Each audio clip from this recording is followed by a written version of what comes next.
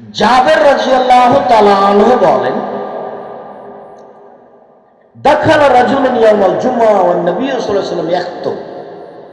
একদা জুমার দিন আল্লাহর নবী জুমার খুতবা দিচ্ছিলেন, একটা লোক ঢুকলো, ঢুকেই বসে গেছে। আল্লাহ রাসূল বললেন, আসলাইতা, তুমি সালাত আদায় করেছো? কাল আল্লাহ, লোকটি বলল, জি না, আমি সালাত আদায় করিনি। তখন আল্লাহ রাসূল বললেন, কুম ফাসাল্লি রাকাতান, এই উঠো, 2 রাকাত সালাত আদায় করো।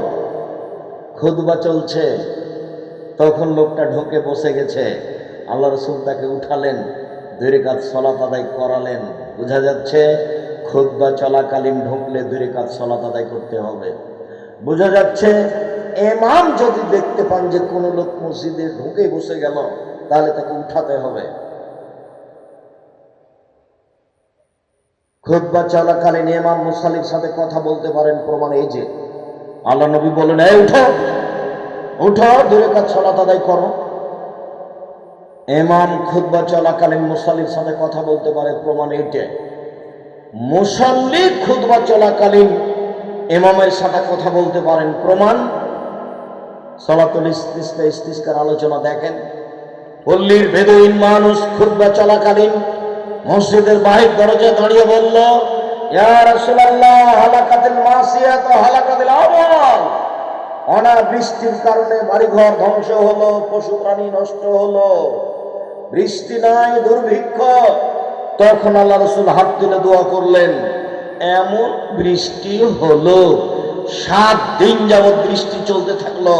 পরের দিন, পরের জুমায় ওই বেদুইন মানুষ, পল্লীর অশিক্ষিত গাঁওয়ার মানুষ দরজায় দাঁড়িয়ে বলল, আল্লাহর নবী, হালাকাতিল মাবনা, বাড়িঘর বৃষ্টির কারণে ভেঙে গেল, রাস্তাঘাট বিচ্ছিন্ন হয়ে গেল বৃষ্টির কারণে, বৃষ্টি বন্ধের জন্য আপনি একটু বলেন।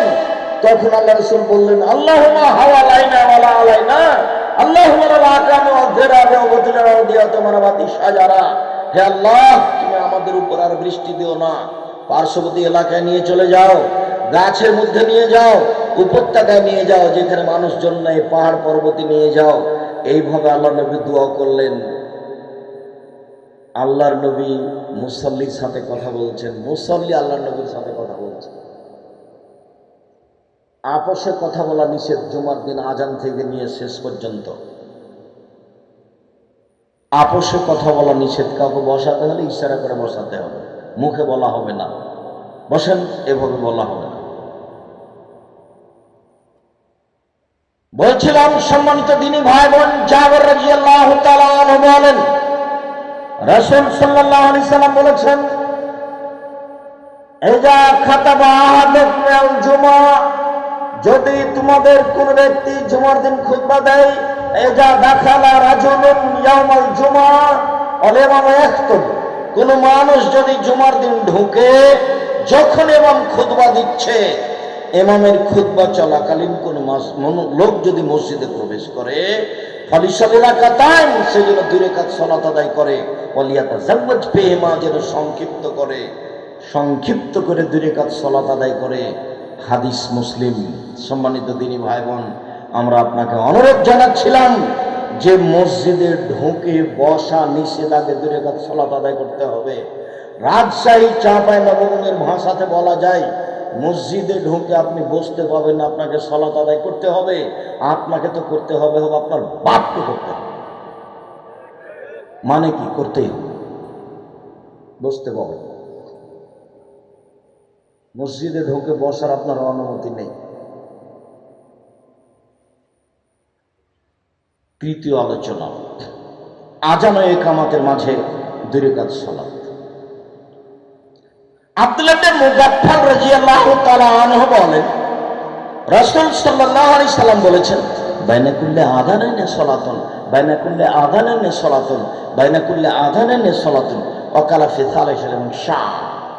আজান ইকামতের মাঝে 2 রাকাত সালাত রয়েছে, আজান ইকামতের মাঝে 2 রাকাত সালাত রয়েছে, আজান ইকামতের মাঝে 2 রাকাত সালাত রয়েছে। তৃতীয়বারে তিনি বললেন, যার ইচ্ছে আজান এবং ইকামতের মাঝে 2 রাকাত সালাত আদায় করতে হবে। মাগরিবের আজানের পরেও 2 রাকাত সালাত আদায় করতে হবে। বুরাইদা রাদিয়াল্লাহু তাআলা আনহু বলেন, আসবাহ রাসূলুল্লাহ সাল্লাল্লাহু আলাইহি ওয়াসাল্লাম ফাতা বেলালান, আল্লাহর নবী ফজরের সালাত আদায় করে বেলালকে ডেকে বললেন, বেলাল বেমা সাবাক্তানি ইলাল জান্নাত, তুমি আমার আগে জান্নাতে গেলে কিভাবে? মা দাখালতুল জান্নাতা কাতুল্লাহ সামাইতু খাসখাসাতা কামামি, বেলাল আমি যতবার জান্নাতে ঢুকি দেখি তুমি আমার আগে আগে জান্নাতে জুতা পায়ে দিয়ে হাঁটো, তার মানে জান্নাতে জুতা থাকবে পায়ে। দেখি তুমি আমার আগে আগে জান্নাতে জুতা পায়ে দিয়ে হাঁটো। বেলাল ঘটনা কি বলতো? তুমি আমার আগে জান্নাতে গেলে কিভাবে? আইয়ো আমলে আর যা কোন আমল তোমার কাছে আশা ব্যঞ্জক, তুমি আশা করো যে আমি এই আমল দিয়ে জান্নাতে যাব, বলো তো দেখি বেলাল। তখন বেলাল রাদিয়াল্লাহু তাআলা বলছেন, মা আযানতা কত ইল্লা সালাত রাকাতাইন, আমি যখনই আযান দিই তখনই 2 রাকাত সালাত আদায় করি। বুঝা গেল না কথা? বলে বেলাল রাদিয়াল্লাহু তাআলা কি উত্তরে বললেন? যখন আমি আযান দিই তখন আমি 2 রাকাত সালাত আদায় করি। আযান দিয়ে 2 রাকাত সালাত। আব্দুর রাজ্জাক সাহেব, এবার 3টে কথা একসাথে হলো। ওযুর 2 রাকাত সালাত, মসজিদের 2 রাকাত সালাত, আযানের 2 রাকাত সালাত। এখন আমি মসজিদে ঢুকেছি, তাহলে 2 2 2 দিয়ে 6 পড়বো, তারপরে কি সুন্নাত? এটা একটু বুঝিয়ে বলবেন কি? হ্যাঁ, এটা একটু বুঝিয়ে বলি। যেই সালাতের জন্য ঢুকেছেন ওই সালাতের যদি পূর্বেই সুন্নাত থাকে, যেমন জোহর, যেমন আসর, তো আপনি ওই সালাতের সুন্নাত পড়লেই হয়ে যাবে, আর লাগবে না। আপনি এমনি সময় উজু করেছেন তখন 2 রাকাত সালাত আদায় করবেন। তবে সূর্য মাথার উপরে ডুবতে যাচ্ছে উঠতে যাচ্ছে তখন চলবে না। তবে মসজিদে যখনই ঢুকবেন তখনই 2 রাকাত পড়তে হবে।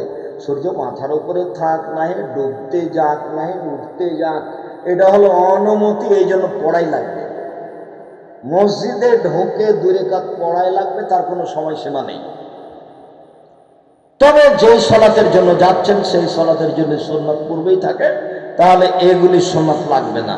এগুলি সুন্নাত সময়ে আমল করতে হবে, এই কথাটা আপনাকে বুঝালাম। এখানে আর একটা কথা আপনাকে আমি বলে রাখি, মনে রাখবেন। রাসূল সাল্লাল্লাহু আলাইহি ওয়াসাল্লাম বলেছেন, লা ইউরাদ্দু দুআ বাইনাল আযান ওয়াল ইকামা, আযান ইকামাতের মাঝে দোয়া ফেরত দেওয়া হয় না। আযান ইকামাতের মাঝে দোয়া ফেরত দেওয়া হয় না। আযান ইকামাতের মাঝে দোয়া ফেরত দেওয়া হয় না। মুহাম্মদ সাল্লাল্লাহু আলাইহি সাল্লাম বলেন, যখনই আযান দেওয়া হয় তখনই তুমি দোয়া করো, ওই সময়তে দোয়া কবুল হয়। যখন সূর্য ঢলে যায়, ঢোলার সাথে সাথে সব দরজা খুলে যায়, দোয়া করেন কবুল হবে। যখন রাত 12টা হয়, 12টা হওয়ার সাথে সাথে সব দরজা খুলে দেওয়া হয়, তখন দোয়া করেন কবুল হবে। যখন আযান দেওয়া হয় তখন আকাশের সব দরজা খুলে দেওয়া হয়, দোয়া করেন দোয়া কবুল হবে। যখন রমজান মাস আসে, পুরো মাস আকাশের সব দরজা খোলা থাকে, পুরো মাস দিন রাত দোয়া করেন দোয়া কবুল হবে। সম্মানিত দিনী ভাই বোন, আযান ইকামাতের মাঝে দোয়া ফেরত দেওয়া হয় না। একজন সাহাবী বলছেন, আল্লাহর নবী, ইনাল মুআদ্দিনিনা ইয়াবযুলুনা, যারা আযান দিল ওরা তো সবই নেকি নিল। আপনি তো বলছেন যে আযান দিবে, ওর আযানে যত মানুষ সালাত আদায় করবে সবাই মিলে যত নেকি পাবে, মুয়াজ্জিন একাই তত নেকি পাবে। আপনি বলছেন যে আযান দিবে আর আযানের শব্দ যত দূর যাবে সব জীব জন্তু কীট পতঙ্গ পদার্থ যত জড় পদার্থ সব তার জন্য ক্ষমা চাইবে। তো মুয়াজ্জিনেরা তো সবই নেকি নিল, তা আমরা কি করব?